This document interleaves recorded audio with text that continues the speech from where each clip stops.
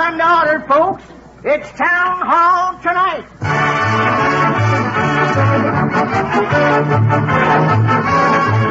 An hour of smiles in Town Hall Tonight, folks. 60 minutes of fun and music brought to you by Ipana Toothpaste and Sal Hepatica. Ipana for the smile of beauty, Sal Hepatica for the smile of health. Fun with our star comedian, Fred Allen. Music with Peter Van Steeden. New songs, new laughs. It's Town Hall Tonight.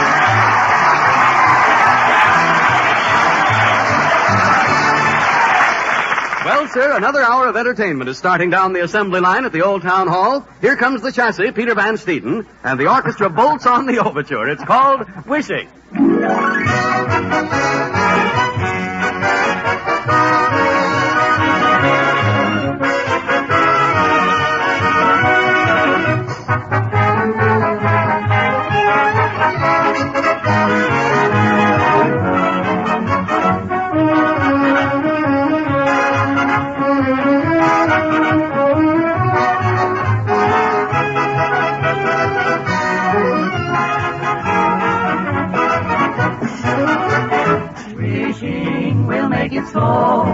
Just keep on wishing and care will go. Dreamers tell us dreams come true, it's no mistake. Wishes are the dreams we dream when we're awake. The curtain of night will part if you are certain within your heart. So if you wish long enough, wish strong enough, you will come to know. Wishing will make it so. And now, tonight, ladies and gentlemen, it is with great pleasure, it is with keen delight, yes, it is with ill-concealed happiness, or I might say basking in an aura of joy, that I bring you for the last time this season, Fred... Oh, say, Harry, what is this? What is this, the last time? This isn't my last program. Are you here again next week, Fred? Yes. Next Wednesday's my last week. Oh, shucks. And that is putting it mildly, Harry. Well, Fred, my whole opening is about this being your last program. Well, if you think I'm going to finish tonight just to save you the trouble of changing a few lines, No, Harry. it's all right, Fred. I'll make up something. Now, ladies and gentlemen, for the next to the last time, I give you that next to the last comedian who is on his next to the last legs, Fred Allen in person.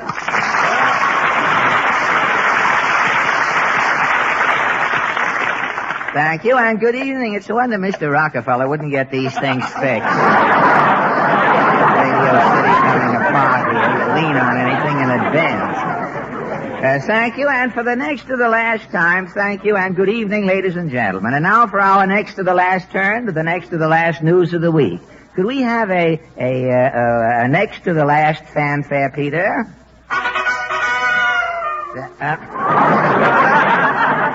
Say, that sounded like the last one, Harry. They couldn't squeeze one out after that, could you? The Town Hall News sees nothing, shows nothing. Say, that's better than something. New York City, New York. As the final curtain drops on the Broadway Theater this month, many actors turn their attention to the summer playhouse. Little theater groups spring up in barns and haylofts around the country, affording a haven for actors, producers, and directors when activity in the Broadway show shops all but disappears. To get the confused outlook on rural theater this summer, Town Hall News interviews a motley group of untalented nobodies identified with obscure bucolic enterprises last season. First, an actor who had a most unusual summer in 1938, Mr. Roulard Cuckle. Mr. Cuckle, you are a meadow mummer, are you? Yeah, I do character acting mostly. Really? Yeah, my specialty is surly butlers and diffident roues.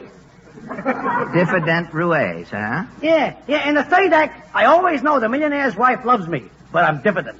Oh, I declare a diffident. Now, how did... I just threw that in, if you don't like it. Well, how did you get into the summer theater last season? Well, things was tough around Broadway. You weren't eating regularly? My stomach must have thought me mouth was closed for repairs. You and vitamins had nothing in common. Let me tell it, will you, Bud? Oh, I'm sorry. I'm sorry, Mr. Cuckle. Continue. Well, one day I'm standing outside the automat, and I see a guy winking at me out of a trailer. Panhandling gasoline? Yeah, he's casting a show. The trailer is a summer theater. No kidding. Yeah, the guy's trying to get a mob of thin actors so they'll fit in the trailer. Well, what was the company called? The Trailer Troubadours. We opened with The American Way. The American Way in a trailer? Yeah. Mm-hmm. Yeah, the show was going on all the time. Did the critics like it? Oh, yeah. Brooks Atkinson covered the show on roller skates. We must have been doing 60. Well, what was Mr. Atkinson's review? He says, a fast-moving attraction. Fine, very good. Well, how was business with the Trailer Troubadours? Brutal. Toward the end, we was driving ahead of cars with the trailer's back door open. If the car behind liked the first act, we'd crowd him over to the side of the road and give the rest of the show. Well, where did you finally close your season? In the finance company's office. Really? Yeah, they caught up with us during intermission. Well, was the cast upset? Yeah, it was the first time the trailer was ever held over. Well, thank you very much, Mr. Roulard Cuckle. That's all right. That's a matter of opinion. A society leader who is taking a summer flyer this year, Mrs. Ainsley Thorpe-Felice Tweedle III. How did you happen to found a summer theater, Mrs. Tweedle? I don't know, really. Someone at Toulouse cocktail party said, why don't we? The next thing I knew, there I was in a turtleneck sweater and puttees directing. Well, what is your theater group called? The Winnie the Pooh Players. Winnie the Pooh? Yes, we stress the Winnie. Leaving the audience to carry on. I beg your pardon. Granted, I'm sure. Now tell me, has your group a definite objective? Oh, yes, we're putting on Pinafore. Right away? Yes, I'm writing Gilbert and Sullivan as soon as I hear from them. You should live so long. Oh, thank you. And thank you, Mrs. Ainsley Thorpe-Felice Tweedle III. A farmer who is through with the summer theater, Mr. Gumbo Drain. Don't mention actors to me. Well, what happened, Mr. Drain? Well, sir, last summer the drought set in. Got so dry my ducks was treading dust. Treading dust around your crops suffer from the heat? My cucumbers got so hot they was giving off a dull green glow. They looked like Mazda pickles on a neon vine. Say, it must have been terrible. Yes, it certainly was. I had to quit walking around the farm. Radishes was giving me the hot foot. Yes, sir, I seen the harvest was going to be a mess of clinkers. So you harvested with a rake, did you? So you rented your barn? Yes, sir, to the Tinker Bell Players. What happened? Well, the next day, my barn was full of actors. Hens started disappearing from the coops. Eggs was missing from the nest. Ducks started going one by one. Well, did you find No, I was fuming, but biding my time. Tuesday, I catch an actor kneeling on the stage. His hand stuck out through a door. It's going up and down. The door? His hand. Oh. I says, hey, what you doing there? He says, yeah, I'm rehearsing. Rehearsing what? I says, shaking hands with a man off stage, he says. He was kneeling down to shake hands? Yeah, he says, in the play, the man you can't see is a midget. Oh, I see. Well, sir, I run around the back. I'd never see the midget. Well, what did he look like? I still ain't see the midget. That actor? He weren't saying goodbye to nobody. But you said his hand was going up and down. He was milking my cow. Don't mention actors to me. A young New York... You forgot to thank me, Mr. Drain. Thank you, Mr. Drain. A young New York producer who uses the summer theater merely as a laboratory, Mr. Dawson Bells. Mr. Bells. Thank you. To me, the theater is merely a test tube. In it, I brew all human emotion. You are not interested in the audience, Mr. Bells? The audience means nothing. The theater means nothing. The play means nothing. Only you? Yes. I mean something. Is that the consensus? I am the consensus. I proved that in my laboratory theater during the past season. Well, I didn't have... Did you see my play, Thread? Thread? Yes. No, 200 sewing machines on the stage. Sewing. The silkworm enters. The machine age, he mutters. The silkworm holds in. The sewing machine stop. Curtain! Think it over. Yes,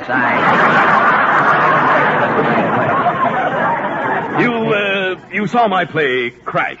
Oh, you had a crash? Yes. No, Crash. I didn't. The curtain goes up. A bass drum is center stage. The drum is a symbol. On the drum is a symbol. Yes. The symbol is a symbol. The audience ponders. A termite smacks his lips. Curtain! You see the work I'm doing. Yes.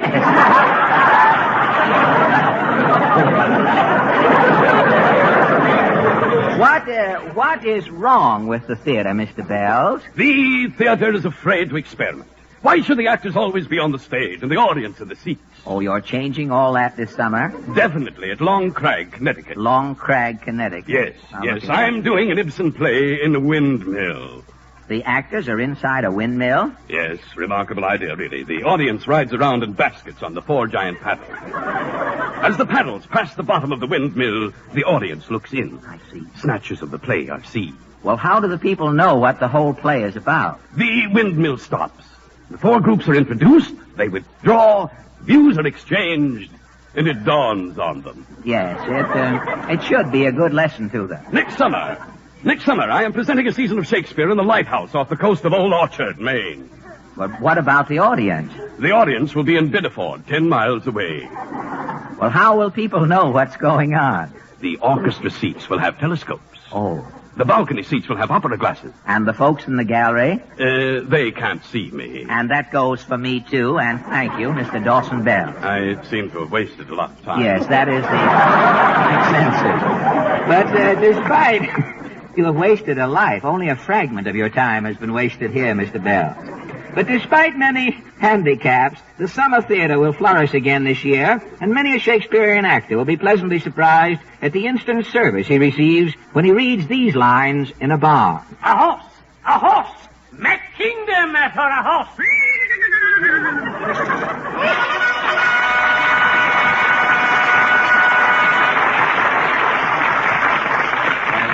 And now the Merrimack sing for you that stirring song, Tea for Two. Stirring song. Hey, not bad for this late in the season. However, tea for two.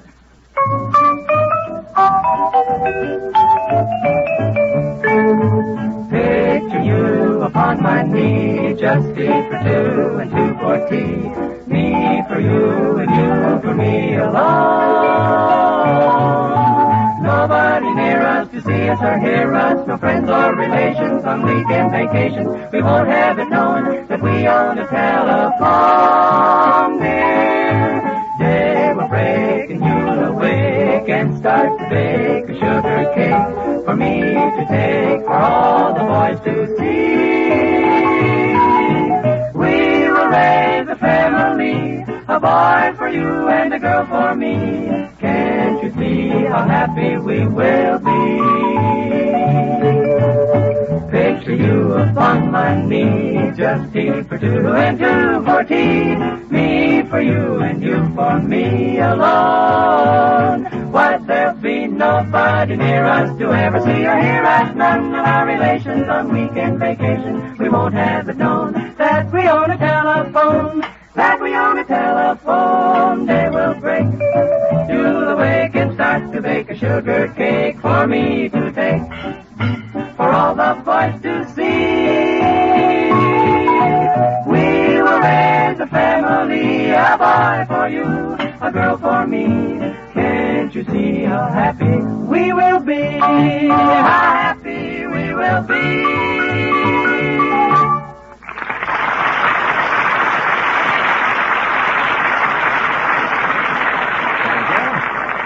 A well-known psychologist recently stated, ladies and gentlemen, that the reason most men aren't more successful is because they don't recognize opportunity when it knocks at their doors. Now, tonight, we'd like to find out whether or not the professor hit the bullseye. So we question members of our studio audience. Now, this gentleman here, did you hear opportunity knocking at your door? Eh? Huh? What door? No, opportunity at the door, knocking. Well, don't knock if you can't boost. That's what I always say. No, look, opportunity is knocking at the door. Well, let him in if you've a mind to. I don't live here. Oh, skip it. Yep, that's what I always say. Well, come on, Bill. Where were we? Oh, yes, you, sir. Did you recognize opportunity when she knocked at your door? Yes, I knew it was my big chance, but that didn't do any good. You see, I had an opportunity to interview a man who had a swell job for me. And you muffed it? I certainly did. I was feeling kind of dull and under the weather, and I must have looked it. I guess I didn't make much of an impression, so that was that. Well, we all understand how you must feel, so I'm sure we'll all appreciate this thought of Harry Von Zell. Well, of course, it's mighty important to feel at your best every day, ladies and gentlemen. That's why it will pay you never to forget, when you're under par, that Sal Hepatica helps give you a faster comeback. Very often, nearly everyone has that sluggish, headachy feeling that says take a laxative. But if you take something with a laxative action only, it may be days before nature has cleared up any accompanying gastric acidity.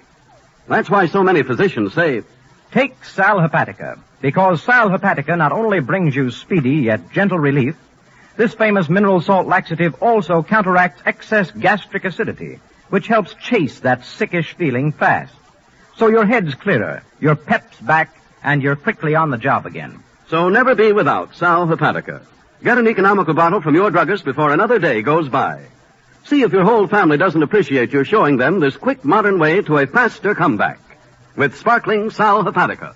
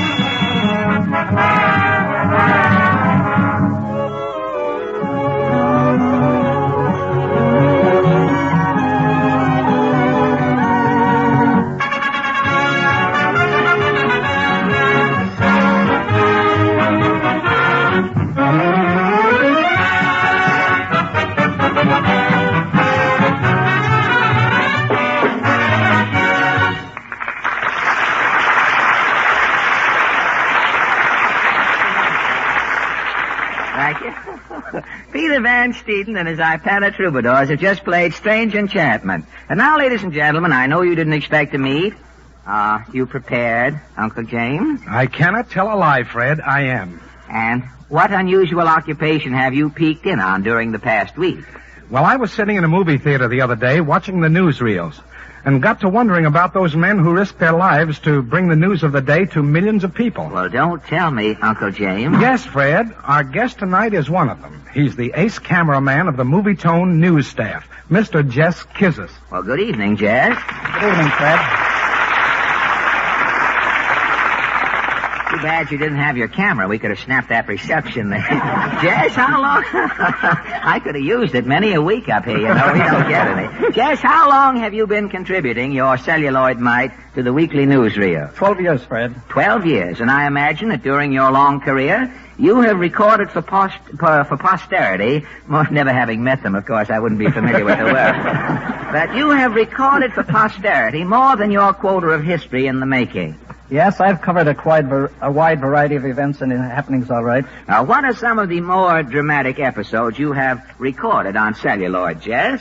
Well, there was the Flint sit-down strikes, the Wyoming Valley floods, the Coney Island fire, and the Morrow Castle and Mohawk disasters. Well, between strikes, floods, fires, and shipwrecks, you really ought to be an authority on catastrophes. Catastrophes, unfortunately, make the most exciting newsreel shots, Fred. Yes, that is only too true. You know, there's one thing that always puzzles me, Jazz. No matter what goes on, there always seems to be a newsreel cameraman there to get his pictures. How do you fellas know when things are going to happen? Who decides what happenings are to be filmed? Our assignment editor. Your assignment editor. He tells you where to go in a nice way? Yes, Fred.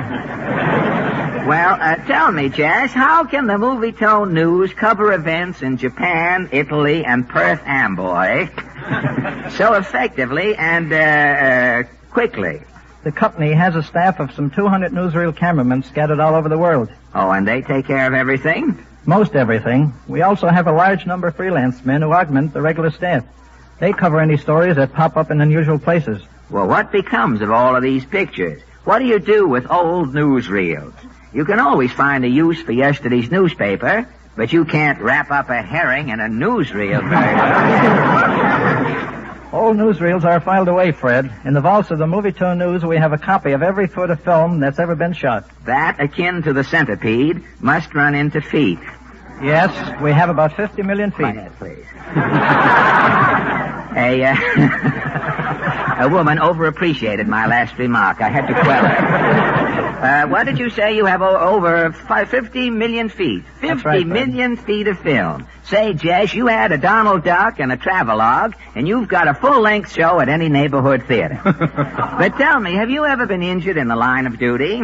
Yes, I've had my hand badly cut by a blimp propeller trying to get some freak shots, and I've been slugged a few times working at riots, but it's all a part of the game. Ah, yes. As the hunter said when the antlers fell off of the dead deer, it's part of the game. Have you had...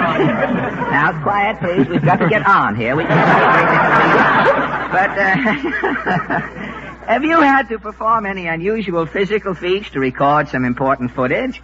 Well, to take the view from the top of the Triborough Bridge, I climbed the cables carrying a 100-pound camera. Well, that's certainly a lot of trouble to go to get a picture of Flushing, isn't it? Has your life ever been in jeopardy? Yes, Fred. I covered the Machado Revolution in Havana with bullets flying all around me. Instead of shooting your subjects, it was practically vice versa. Say, what about celebrities? Have many famous folks strayed within range of your focus? Yes, I've taken Colonel Lindbergh, Herbert Hoover, Howard Hughes, President Roosevelt, Al Smith, and many others. Is any one of the front-page celebrities, personalities, a favorite with the cameraman? I'd say Postmaster Farley was, Fred. Postmaster Farley? Well, he doesn't go around handing out stamps to the boys between close-ups, does he? No, but he's always ready to cooperate. We'll know for sure in 1940. What about, look at Jim, that old Republican chortling there. But what about the sporting luminaries, Jazz? Max Bayer's my favorite. Max likes to clown around before the camera, and so does Tony Galindo. Oh, yes. I've seen Tony in a lot of pictures. I've seen a lot of Tony in one picture, too. I hear he was pretty mad at one theater manager last week. That's unusual, Fred. Tony's generally good-natured. Well, I know, but one theater showed a newsreel of Tony training for the Lewis fight. It was followed by a trailer that said, "Coming next week, Doc Victory."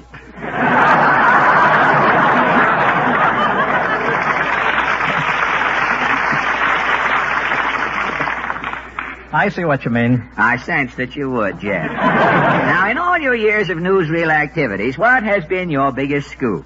I guess the time I covered the capture of Two-Gun Crowley. Oh, I remember LaFair Crowley. They cornered him in a rooming house uptown. Well, how did you know the police were going into action at that? I didn't. I just happened to be driving through that block when the excitement began. What did you do? I got my camera out of the car and was grinding away even before the police commissioner got there. Well, that's certainly quick work. You know, I once heard about a newsreel man who got to a fire before Mayor LaGuardia. I don't believe that. After all, you can't do the impossible, you know. I saw a picture yesterday where the mayor showed up with a fish in one paper. Say, I just happened to think about another. Came out a dead heat at the market, I heard.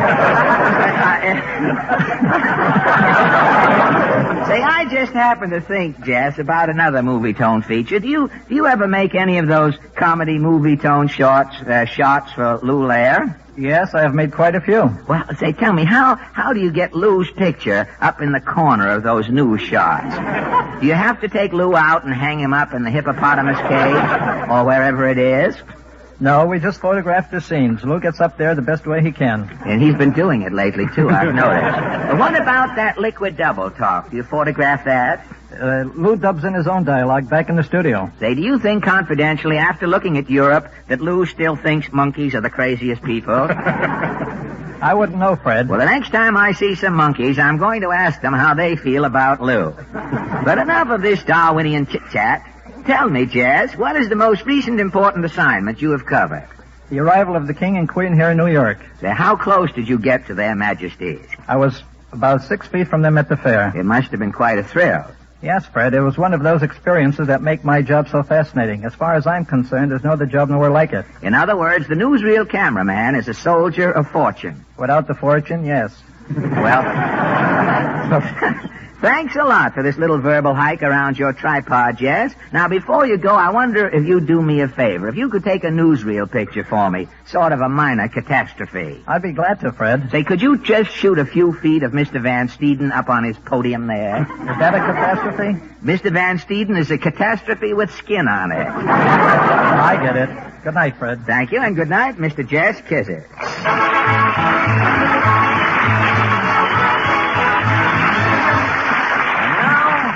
Excuse me, Uncle Jim. It's bad manners to speak over your shoulder, you know, to kibitz verbally. And now Lynn Murray's Town Hall Quartet meet at our microphone accidentally to sing for you on purpose, Concert in the Park.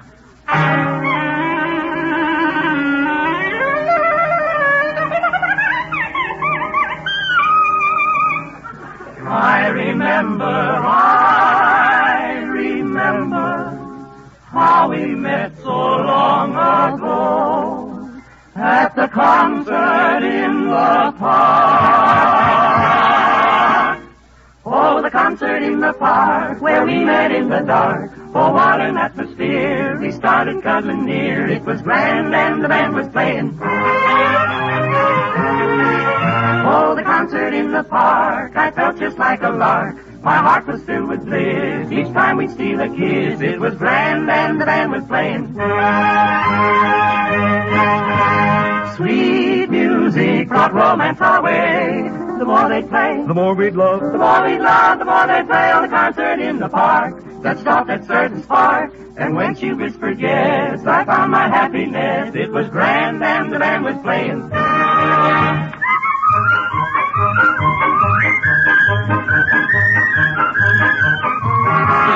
Oh, the concert in the park touched off that certain spark. And when she whispered yes, I found my happiness. It was grand and the band was playing.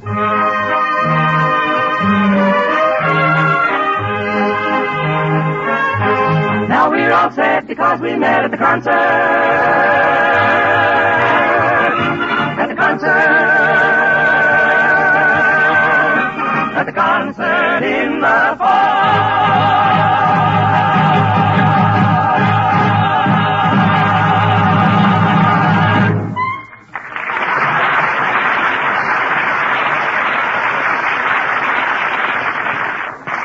Thank you. There won't be any overtime for that extra note, will there, Peter, that little thing they threw in? But this year, ladies and gentlemen, some graduating classes have decided by vote a new question, to wit, what movie star would make an ideal companion on a desert island? Now, for the most part, however, these informal elections have concerned themselves with more pertinent issues, such as who is the best student or the finest athlete, and so forth. Now, tonight we follow through with the town hall elections, and we are very happy to report as follows. First, the one most likely to succeed. I toothpaste. Yes, ladies and gentlemen, that is the natural choice. I-Panna toothpaste, when used with gum massage, will succeed in helping you have the kind of a smile you can be proud of. Because an attractive smile depends on sparkling teeth and firm, healthy gums. And I-Panna toothpaste is especially made not only to clean and brighten teeth, but when used with massage to help give gums the toning they need for firmness and health.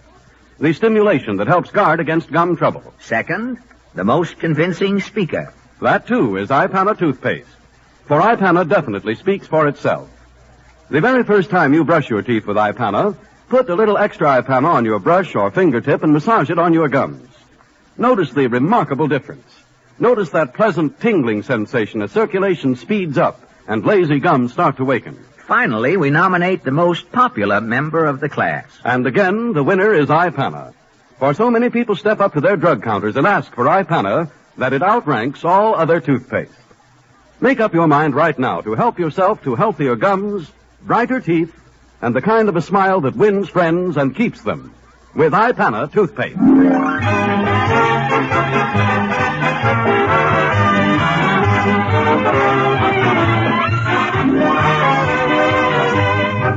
Ladies and gentlemen, Town Hall tonight will continue immediately following a brief pause for your station identification.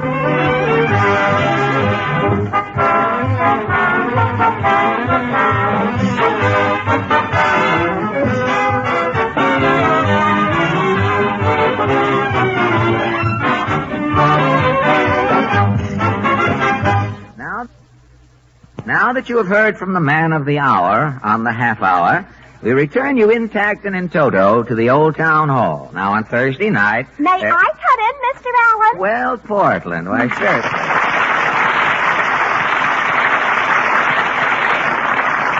Hey, if Gracie can get on information, please, you certainly can get in here. Hey, what's the matter, Portland? Oh, nothing. Why, your forehead is as wrinkled as the knees on a pair of $2 corduroy pants. Are you worried? Well, yes. I've been thinking about after next week. You mean next week is our last program for the summer? Yes. What am I going to do Wednesday night? Say, you think you've got trouble? How would you like to be Waukegan? Is Waukegan worried? Worried? Why, the city hall has lost 80 pounds. Didn't you hear that Benny is going back to Waukegan? Jack is? Why, not only Benny is going back, he's taking his radio program with him and his new picture. If that isn't a trouble parlay, say that combination will set Waukegan back 20 years. Well, I heard Jack's new picture, Man About Town, is swell. Say, if Benny's picture gets 1 star in Waukegan, it'll be on the sheriff's vest. Gosh, I bet Jack gets a big welcome. Previewing a picture in his hometown. Who does Benny think he is, Union Pacific? You know, I hear he put Rochester in the picture so he could brag around Waukegan the picture's in Technicolor. Oh, you're just jealous. Well, I didn't go home to Boston when my picture opened, did I? No. I didn't go home after it opened either, did I? No. You know why? Yes, I saw your picture. All right. You were the one. I should have taken your name at the time. Well, this subject is soiled. Let's change it. All right. What has Benny got that if I had, I certainly would get rid of right away? I thought you were going to change the subject. All right. Let's talk about vacations. Where are you going on your vacation? Oh, Mama and I are going out to the World's Fair. Oh, for the whole summer? Yes. We're going to get in that line that's always waiting to see the General Motors exhibit. That line is part of the fair now, you know. They're stuffing it and putting it away for the winter and bringing it back. They say the General Motors show is wonderful. Oh, yeah. You get in moving chairs and ride in the dark past a lot of scenery. Oh, you can do that in the Tunnel of Love at Coney Island. Yes, but that isn't educational. That is a matter of opinion. Where are you going to spend your vacation? Well, I might go up to Maine again if Rudy'll move over. I'm pretty tired now. I want to go someplace where nobody suspects I'm a comedian and nobody expects me to say anything funny. Why don't you stay on the program, Alan? Rift, welcome home to the Loot. Hi, what do you hear from the fob? Ingersoll's writing your stuff, huh? Did you get that quick comeback, Porty? You said last week you weren't going to tell any more jokes, Peter. Well, he's kept his word up to now, hasn't he? Oh, yeah? If you want to hear a wow gag, Porty, get this. I'm in a room with a head of lettuce. Oh, so there's one head in the room. Why? Well, what's the answer, Peter? Which one of us goes out first? The lettuce can't walk. You go out. No, the lettuce leaves. Well,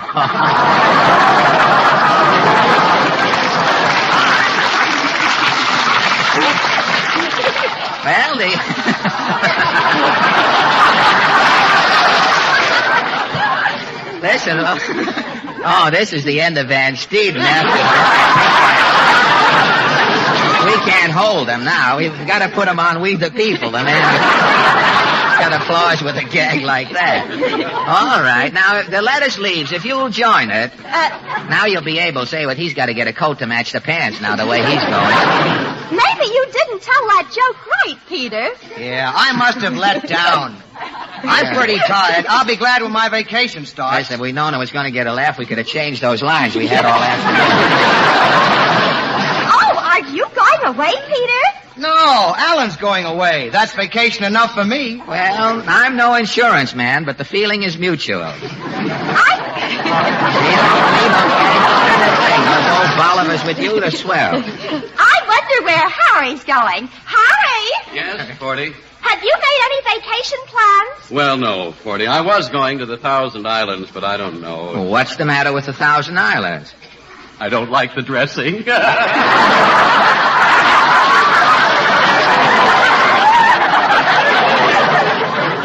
Am I on the right program? I was looking around for Penna there. Well, if you don't like the dressing, why don't you go to a burlesque show for the summer? Come in.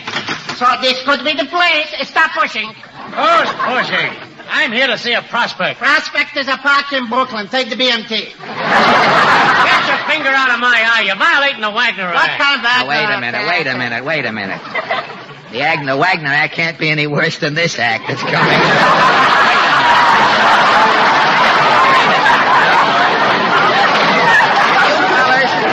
If you fellas want a third for trouble, what goes on here? I am here to arrange for your vacation, Bobby. What vacation? If you want a vacation, Alan, I'm your man. Take your mind at wise, Bobby. You're coming to the mountains. What you need is some good salt air, Alan. Now, look, To me, you're looking like a man who's wanting the best. And the best is Pomeroy Pincus playground in the ponds. Why, the woodpeckers eat the penthouse off his joint every summer. The woodpeckers, he's saying. My place is Beaver Board. Your board ain't fit for a beaver. No, now, wait a minute. No. If you want class, Alan, I'm running a seashore rendezvous. Seaweed Haven. A rendezvous. It's a dive. What do you mean a dive? So help me from the bed to the floor. You can dive and not touch bottom.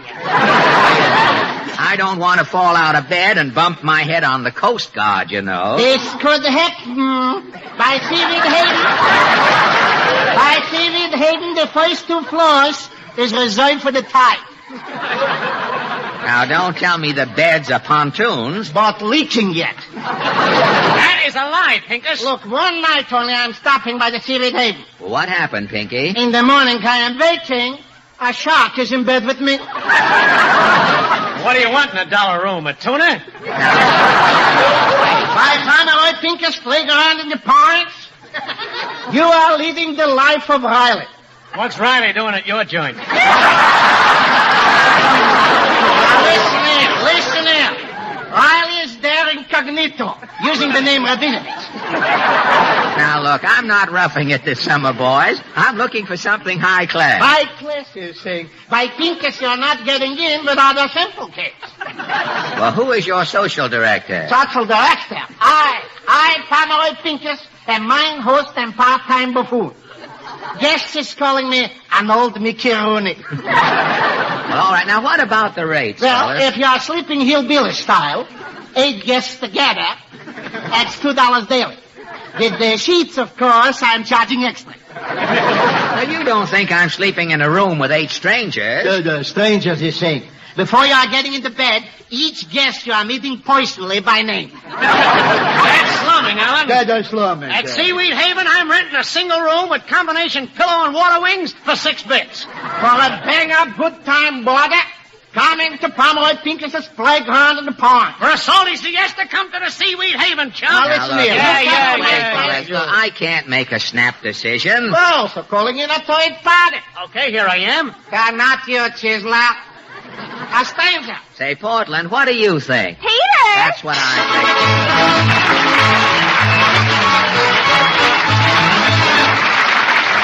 think. And now the Merrimacs prove that there's life in the old girl yet by singing their version of Little Annie Rooney.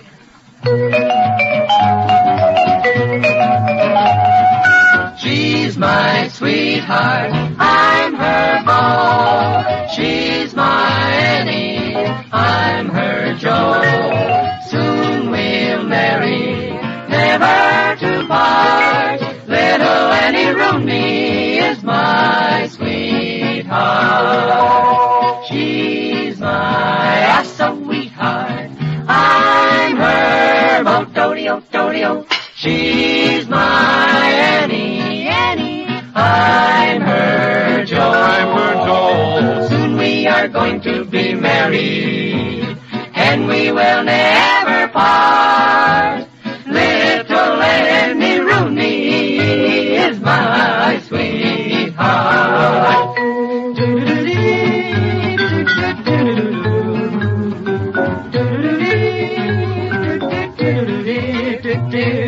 Little Annie Rooney is the sweetest little girl, and I love her so. She's gonna be my sweetheart, and I'm gonna be her beau. She is my sweetheart, and I'm her beau. She is my little Annie Rooney, and I'm her Joe. Soon we're gonna marry, never to part. Little Annie Rooney, little Annie Rooney, little Annie Rooney is my sweetheart.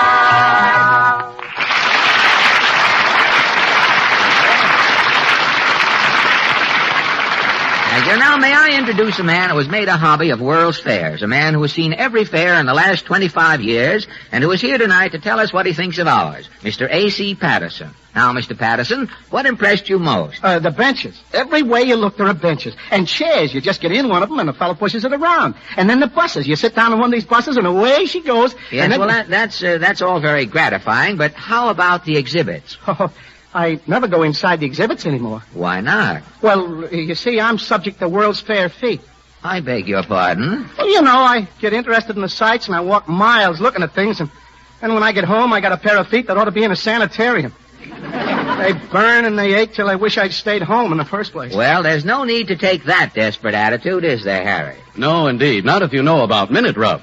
MINITRUB. A new and better way to help bring quick, welcome relief to sore, tired, aching feet, no matter how or where you get them. Just squeeze a little Minute Rub from the tube and rub it on, and on the muscles in the back of your legs, too. And see how soon you get blissful relief.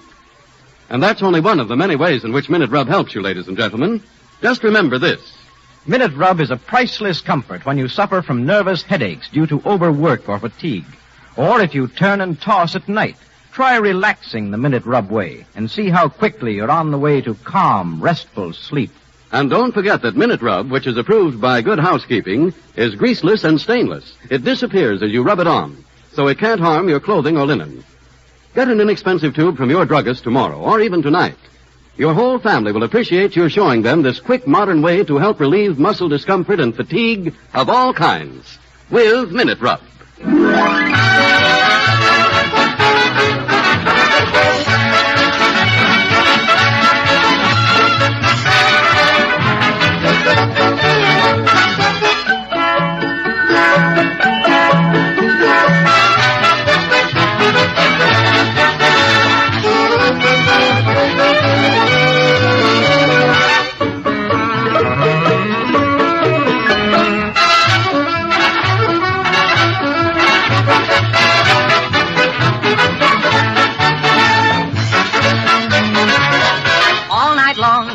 Tinkle while outside the raindrops sprinkle. Do you think a little wrinkle do us any harm?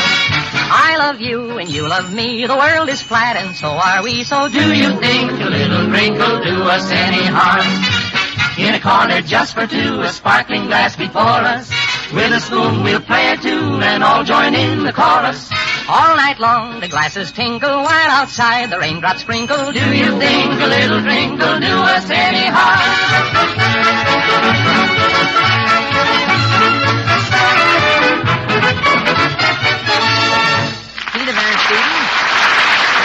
Troubadours, the Town Hall Quartet, have just merged to present the Tinkle Song. And now, ladies and gentlemen, the Mighty Allen Art Players. Tonight they present a study of life along the Mississippi. It's called A Crisis Boards the Showboat, or Captain Andy couldn't land the boat, so he finally docked the actors. Overture, Peter. Hi,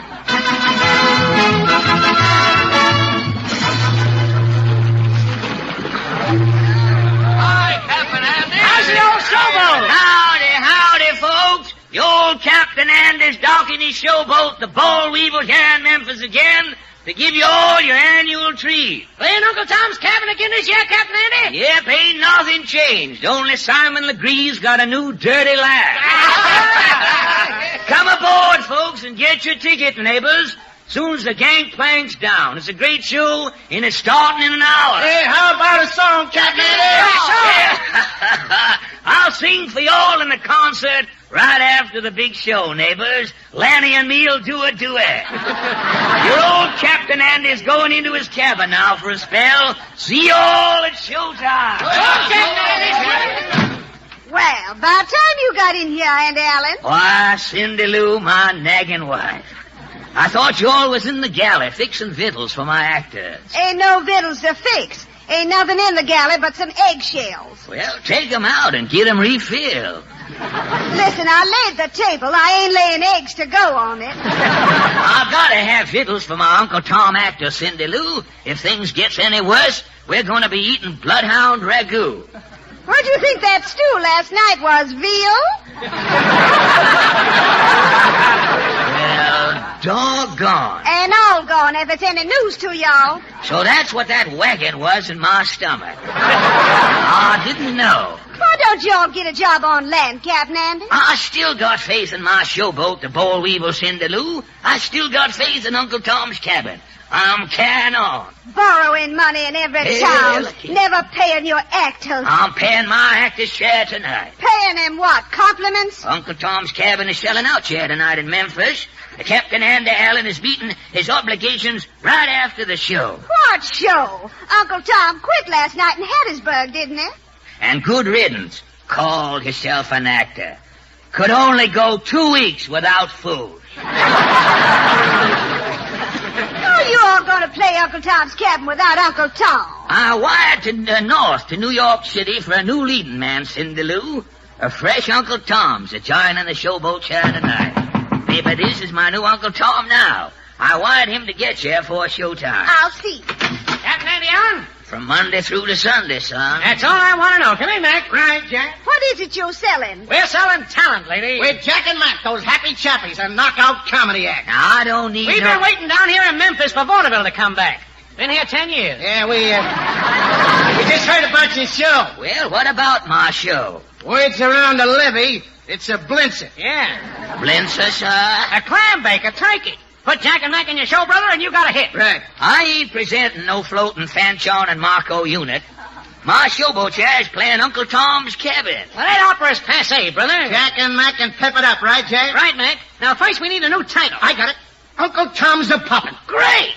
We're making a musical. Great. Now, here's your opening. Uncle Tom and 2 other cotton pickers swim by the levee. Bang. Then comes your theme song. 3 little pickers in the itty-bitty pool. Yeah. And then melodrama. Take it, Mac. Bang. Simon Legree comes on cracking his whip. Yeah, Legree's snarling to himself. Legree says, I'm vicious. I'm vicious.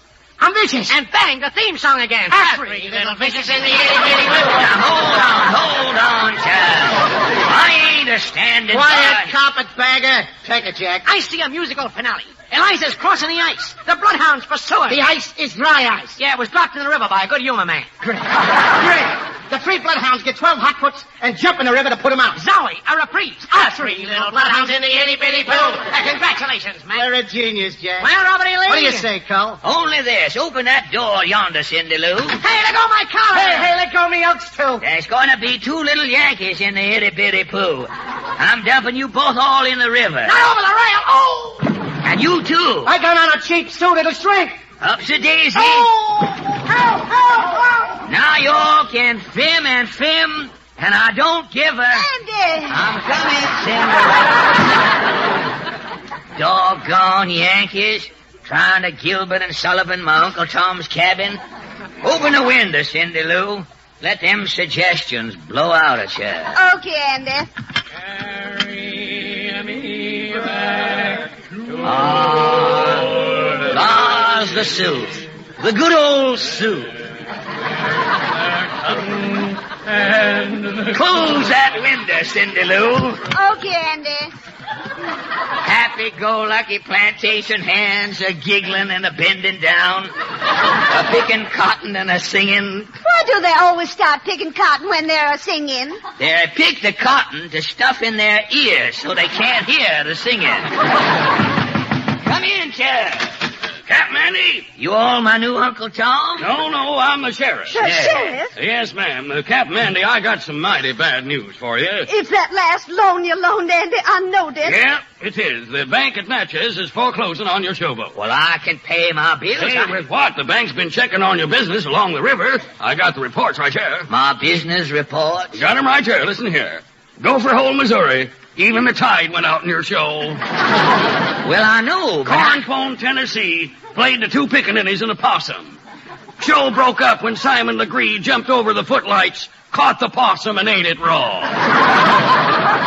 I know, excusing his manners, I know things has been bad. But the river's coming back, Sheriff. I don't think it is, Captain Andy. Your showboat's washed up. The bank's foreclosing. They're turning your showboat into a trailer for the Albany night boat. My showboat, Sheriff, sold out tonight in Memphis, Sheriff. Now, I'm expecting a New York actor here any minute. He'll save my show. You gotta give Captain Andy one more chance, Sheriff. Yeah. Well, I don't know. All right. I'll be back just before curtain time. Now, good luck to you. Lord, Andy, your New York actor better be getting here. He'll be sure, Cindy Lou. Oh, look, Andy, out the window chair. What, ain't another sheriff? No, it's a fancy-looking dude coming up the gangplank. Is he toting a straw suitcase and sporting a hungry look? Yeah, and his pants is baggy, clear to the hips. He's a New York actor, Cindy Lou. He's Uncle Tom. My showboat is saved. Come in, sir. Welcome to Captain Andy's showboat, Uncle Tom. Thanking you kindly, comrade. Boris Podolnik is ready to perform. Which way is the stage? Now, hold on, sir. There's some mistake here. You are wiring to New York for Podolnik, no? Yes. Podolnik is here, no? Yes. This is a mistake, no? Yes. My telegram said, rush an actor to my boat. Russian actor, so that's Podolnik.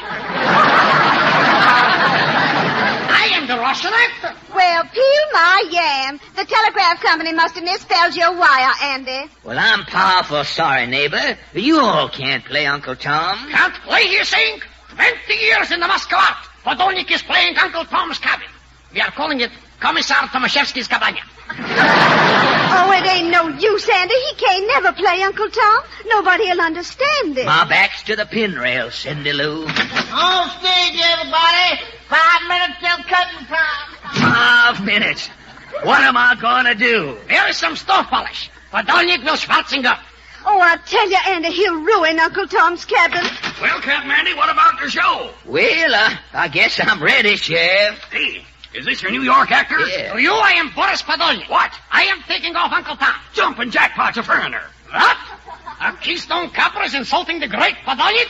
Krasnaya Prezdicek Rubiania, Jiprazna Gospodi Pomoloy. What's he saying? It ain't high old silver.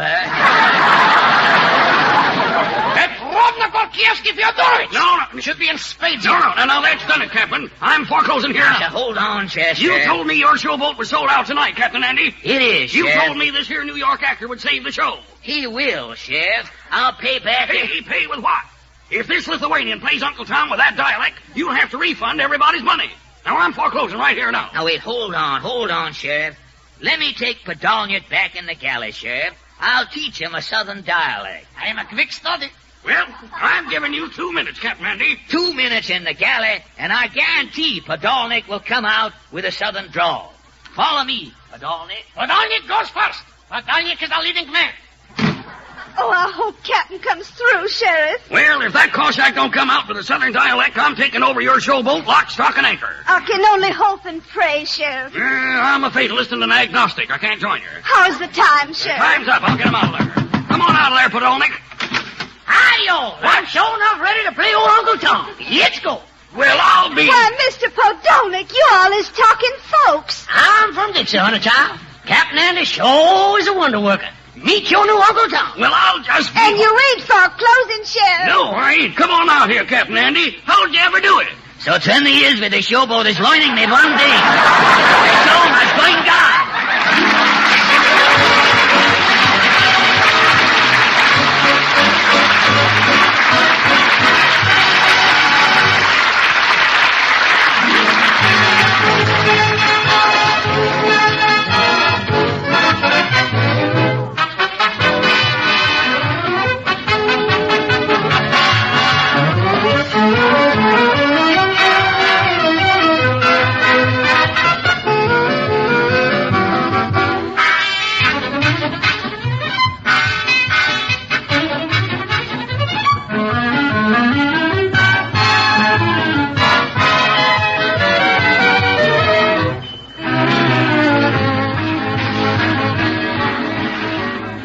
and gentlemen, before we tell you about next week's show, may we sincerely hope you've enjoyed this one. Thank you for having us in your homes and for your friendliness to our famous product. Ipana toothpaste for the smile of beauty. Sal Hepatica for the smile of health. Ipana and Sal Hepatica. Thank you, Harry. And don't forget, ladies and gentlemen, next Wednesday evening, Town Hall Tonight brings you honest health advice. How to get rid of the grit. Give it to a red cap. Your song of the week. California, here I come. Right back away, right. Nino, that's Here I Come, not Here I Come, isn't it? I'm hitchhiking, bud. Oh, people you didn't expect to meet. Our sponsor. Will Fred tremble in his boots? Will everybody get fired? Tune in next Wednesday. Music.